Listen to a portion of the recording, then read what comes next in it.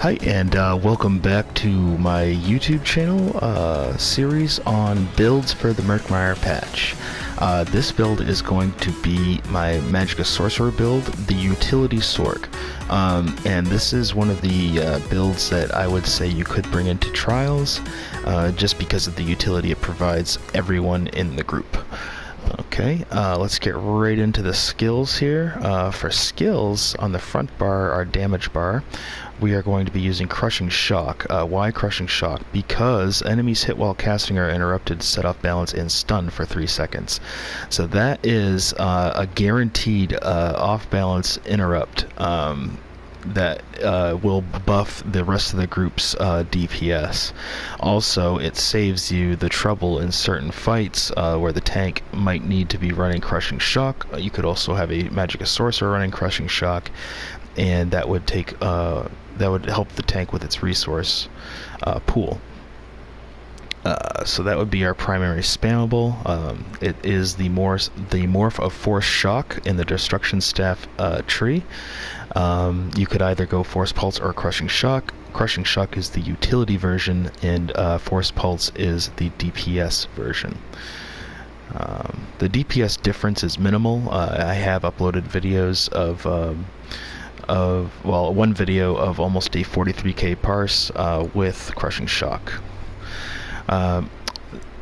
My second ability on front bar, this can change out depending on your situation. For testing purposes, I usually use Spell Symmetry to help with my resources. What you could also use is Dark Exchange. This is a good one for if you want to run it in a trial. I would use this one because it actually heals you instead of takes health away, and it still does the same thing. It actually restores more Magicka, and it gives you about 100 recovery as well, so it's actually really good. This is, I believe you can morph this as well. I'm not really sure. I haven't really used it much, but yeah. So you can use that as well. The only difference is that it has a channel time, whereas Spell Symmetry is instant, so you can cast it in bar swap. That's why I use it for parsing purposes. Also, if resources are not an issue and you have great healers that are helping you out with that, you could run Endless Fury. Mage's Wrath is good for the AoE, however Endless Fury is a decent single target execute, and it also brings back a little bit of Magicka for you. So it's actually a really good ability. Our third ability is Crystal Fragments. Our Crystal Fragments deal around 14,000 damage. When it crits, it's around 30k. However, when Burning Spellweave and let's say you're using Sororia are both working together, and your backbar Berserker enchantment are working together, you are going to be getting about 40k self-buffed Crystal Frags.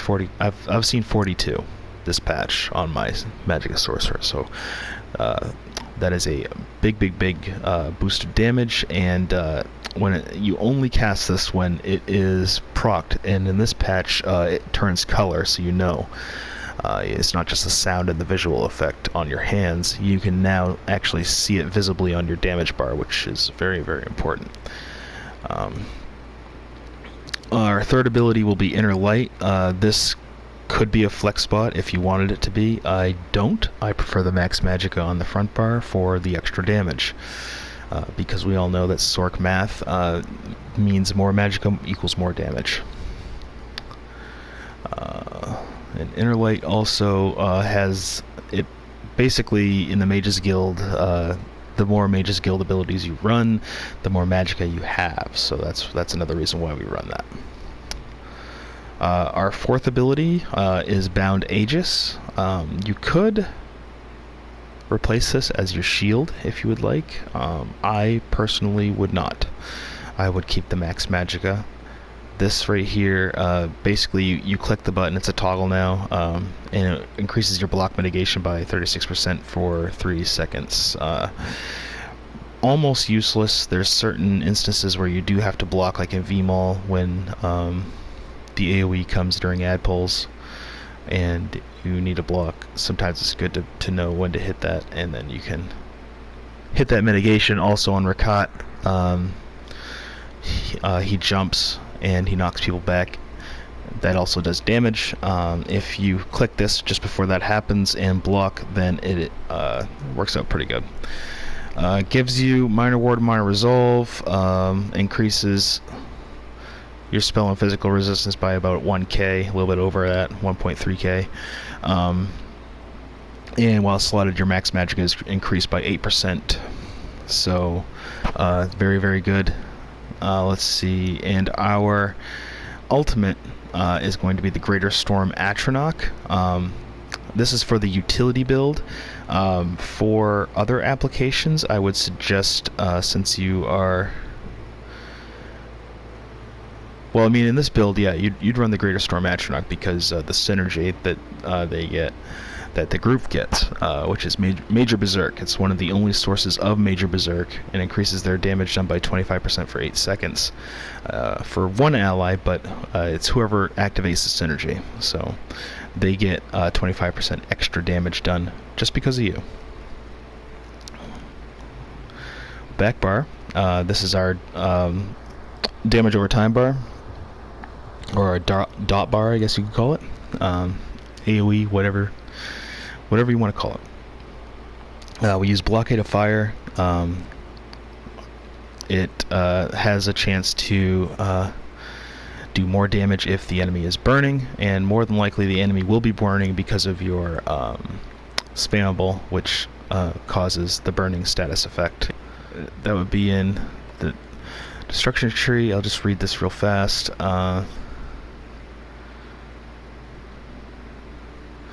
Yeah, increase your chance to apply the burning, concussion, and shield status effects by 100%. So,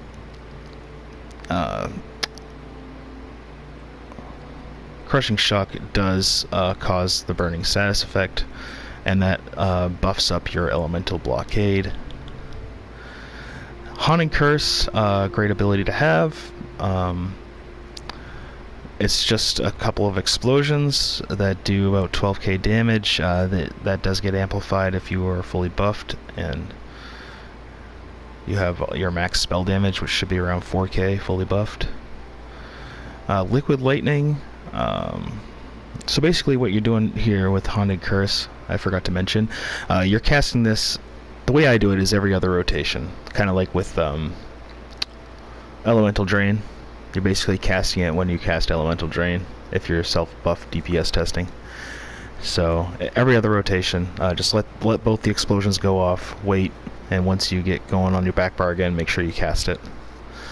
So you could do the more complicated rotation that revolves around Haunting Curse, but I've found that there's almost no DPS difference. So do what you want, whatever works for you. Liquid Lightning. Liquid Lightning is just a conduit of energy that you drop down, and it basically just is a 4-meter AoE. It's really small, so you got to make sure you're accurate with your placement, and you also want to place it close to the tank, especially when you're in a 4-man dungeon or a trial and the tank is wearing Alkosh.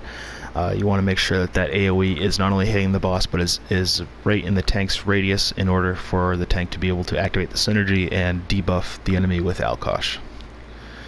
Bound Aegis again for the Max Magicka. And this would be Empowered Ward. So Empowered Ward is a very small shield. It's almost not even... It's about as big as Ignis Shield used to be on tanks. And then... but while we have this one, so I hardly ever cast shields in trials anyway, but when we do cast it, it grants minor intellect to you and nearby allies, increasing your magic recovery by 10% for 10 seconds. So everyone in your group gets this buff if you cast your shield. Also, I wanted to go back to Crystal Frags here to talk about the utility involved with Crystal Frags. Crystal Frags is in your Dark Magic tree, and we cast it when it's an instant. But the reason why we use it, one of the biggest reasons why we use it, is because of the exploitation passive in the Dark Magic tree.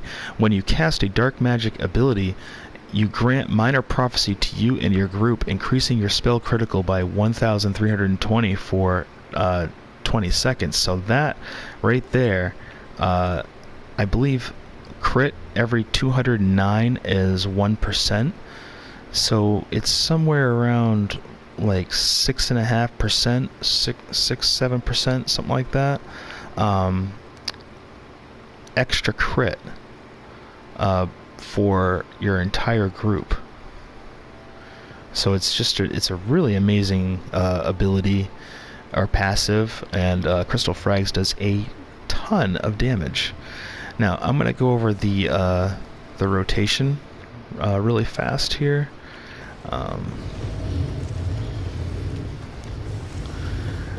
So keep in mind that we are running an actual trial build right now. It is not the Sororia cheese. It is Julianos and Burning Spellweave.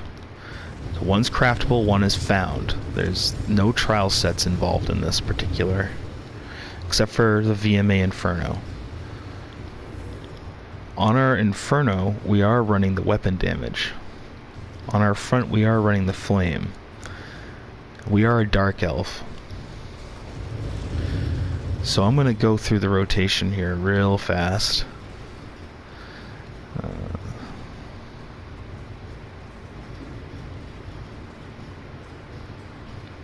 I'll just do an entire parse on a 3 mil, and then you can see exactly how I run this rotation. So don't expect huge numbers with Julianos. What you want to expect is consistency with Julianos.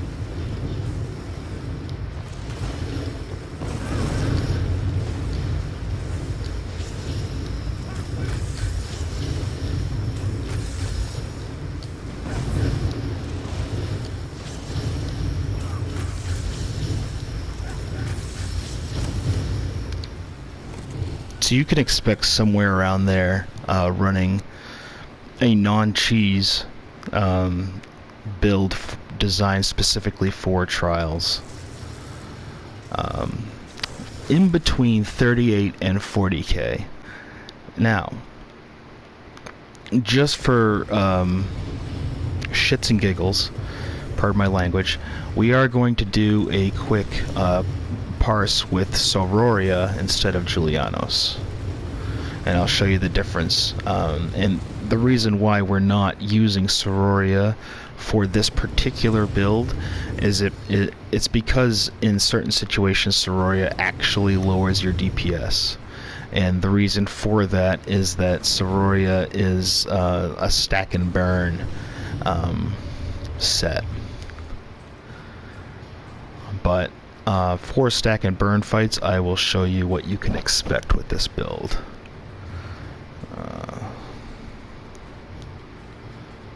We'll pop our potion, inventory. Kind of wish I was on PC so that I could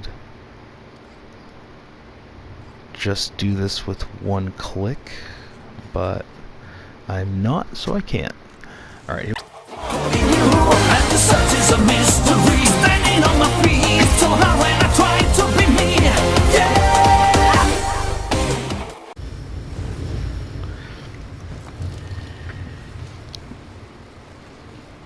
Yeah, so we're almost to 40k, not quite though. I think a lot of that is because we're using less fire damage. Anyway, so that's about what you can expect with the utility build. If you're going for a completely selfish build that is just, you know, for your potential, you're allowed to go full damage and they don't need all that utility, then you can drop a lot of this utility. You can go elemental weapon for your spamable, you can go fiery rage for your ultimate on the front, and you know, you can cast meteor on the back for the extra DPS. But when you're just using the storm atro and you're using crushing shock and other things that are nerfing your DPS down a little bit, then that's what you're going to expect, but you're going to be pulling that off consistently, right around 38 or so. Like I said, on the utility Sorc, the DPS difference is so minimal with Julianos as opposed to Sororia's stacking. Sororia needs to get to a place, you got to be building it up, and it has to get to the full potential in order for it to outperform Julianos, and it has to stay at full potential 100% of the time. When it's not at its full potential is when Julianos outperforms it, and I think we see that with the numbers. Sororia should have performed a whole lot better than Julianos, but it really didn't. Granted, that's not a huge test pool, but I have been testing quite a bit lately, and I just wanted to illustrate that in 2 quick tests, which I think I did. Julianos is actually all around better, even though Sororia pulled 1k higher DPS. You had to stand still with Sororia. I could have moved around with Julianos and I could have still come up with that similar of a score. So yeah, so we'll go with the we'll check the inventory out real quick. Like I said, running burning spellweave, flame damage, Maelstrom Inferno Staff, probably the hardest thing to get for this build. If you don't have this, just use a regular Inferno Staff. Could be random, it's fine. You just need that flame damage on the back. Maelstrom is good. You should have this. If you don't have this, you need to go into Maelstrom and learn how to do it and farm it. I have a lot of videos up about Maelstrom and the boss, all boss videos, and I have a few full run videos up as well. You're welcome to check those out if you would like some tips or how I do my ad pulls and things like that.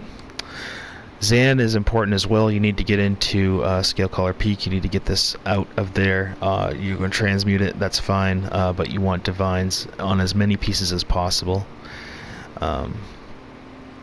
And of course, Julianos is craftable in Hrothgar. The Burning Spellweave Jewelry, I actually improved this from blue to purple. The rings I had purple, but the necklace was super hard for me to find back when I was farming it. So I found a blue one and I just improved it in Somerset. I made one Bloodthirsty. Normally you don't make anything Bloodthirsty or change traits at all on any jewelry unless it's gold. I did it because Sorc doesn't really... They have a passive execute that I use in parsing because I have to. It's in one of the trees, exploitation, or yeah, it's in one of the trees here. I think it's in storm calling. Yeah, it's implosion. That's it. So it's a great passive execute. Works out good, and it kind of scales with Bloodthirsty, so that's why I use it. So champion points are a little different this patch because of how I'm speccing. So I'm kind of banking more on critical heal, not critical heals, critical damage, because I run the Thief Stone. So I put more points into Elfborn this time. So it's 61 Elfborn. My Elemental Expert, I try to keep her above 10%. So it's Flame Frost, shock and magic damage by 11%. So it's 49 Elemental Expert. 25 in Dispel Erosion. That's about what I've been keeping it at since Dragon Bones, and it's worked out fine. Staff Expert for weaving is... I had a couple extra points, and they couldn't do anything with the other trees. points, so I just pumped into Staff Expert, and I almost got to 16%, but not quite. 26 into there, just for the 15%. And then Master at Arms is 21 direct damage. There's a lot of direct damage going on with the Magicka Sorcerer.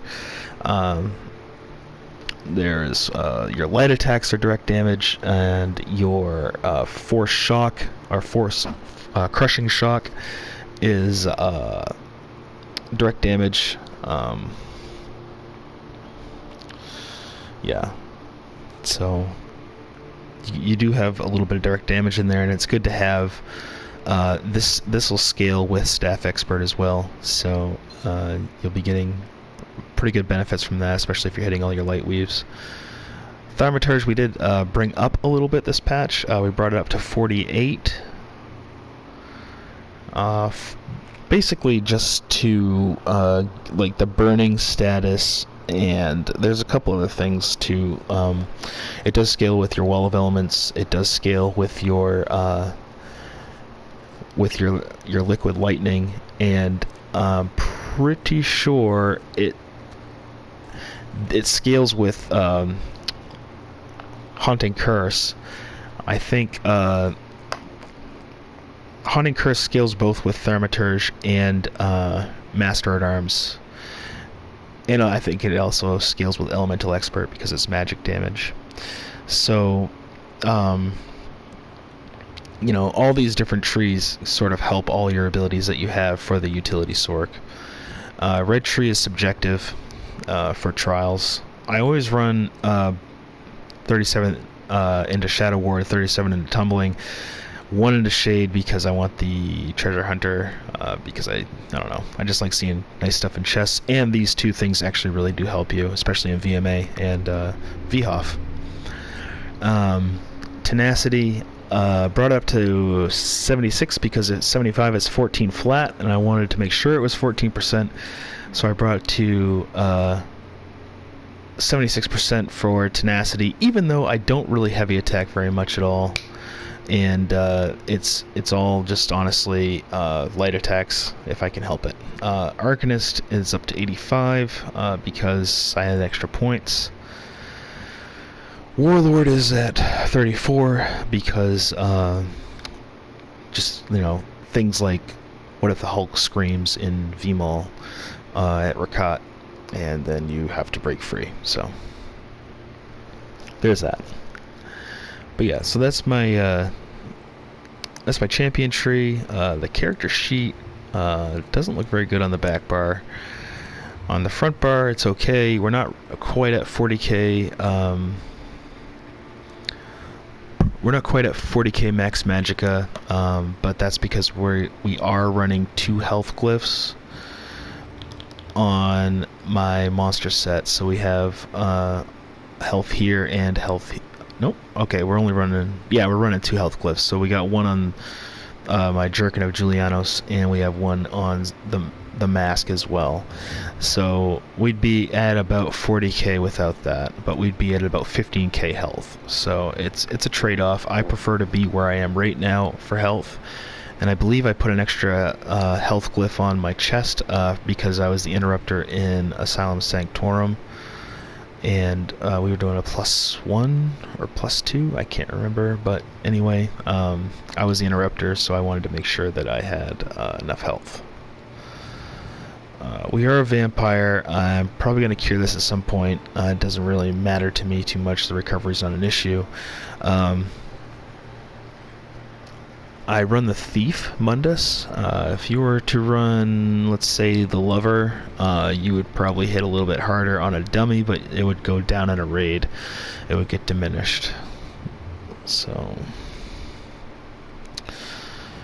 yeah, I think that's about it for the utility build sorcerer. I hope this helped you, and I hope this helps you get into more trials as a sorcerer and have a better understanding of how a sorcerer works and why we use certain abilities that we use as sorcerers.